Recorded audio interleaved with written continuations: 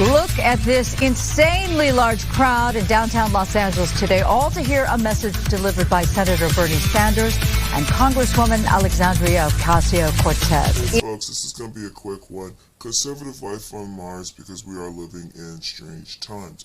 I was asked by a friend of mine to give further context into what happened this past Saturday with Bernie Sanders and AOC having their, I don't know what the heck to call that, parade or some sort of Pink Pony Club parade down in downtown LA, of which I make no bones about it. I live here in downtown LA or somewhere around LA.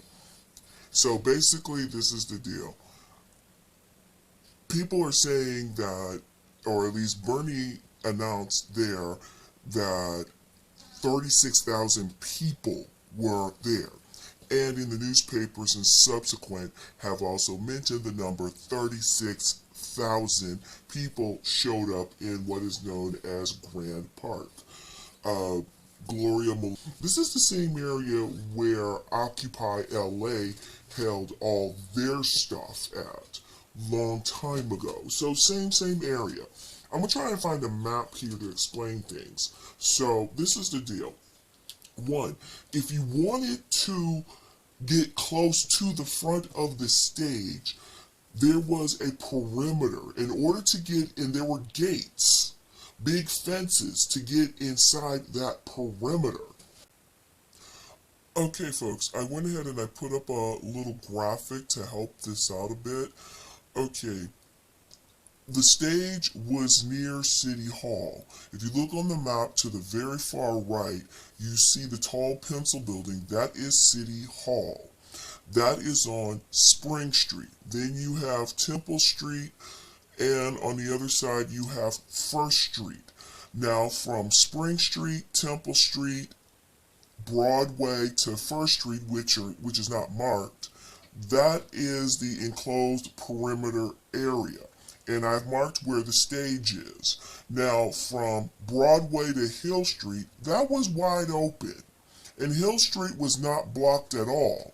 So they're trying to say 36,000 people was in this little block of area. Yeah, right. That's why I'm still leaning on 3,600. You had to basically go to the website that they have, Bernie and AOC have, fill out your name, your address, give a quart of urine and for a drug test and blood samples. Okay, those are jokes. To get in. Excuse me. I did not want to give my information to them, so I chose not to. I would just show up. Now, granted, there were some ways that you could take pictures to make it look like a whole bunch of people showed up on a plot of land. And I did take pictures and put them up, posted them, but there was just no way. Now, 3,600, yes. Now, after everything was said and done, if you were to really scan where everybody walked to, people walked to all the public parking that was available near where Grand Park is. If 36,000 people showed up, every piece of those parking spots in those parking structures all around Grand Park would be filled to capacity. The trains that leave downtown LA and go parts all over the place in a circle would have been filled to capacity, leaving as well as coming there. None of that happened. Not to mention, these folks were mainly just old people, and some of the Pink Pony folks, most of them I think stayed home and just stayed asleep. We know how the Pink Pony people work, Pink Pony Club people work. There was a few of them out there. I think it's also important to note that the majority of these folks were union people. When Bernie Sanders got up there and started talking, he started rattling off all these different unions, about 5 or 6 of them. That is all the supporters that came out there. Okay. You did not see a lot of people of color, and I'm going to go one step further. I'm going to use my number, 3,600.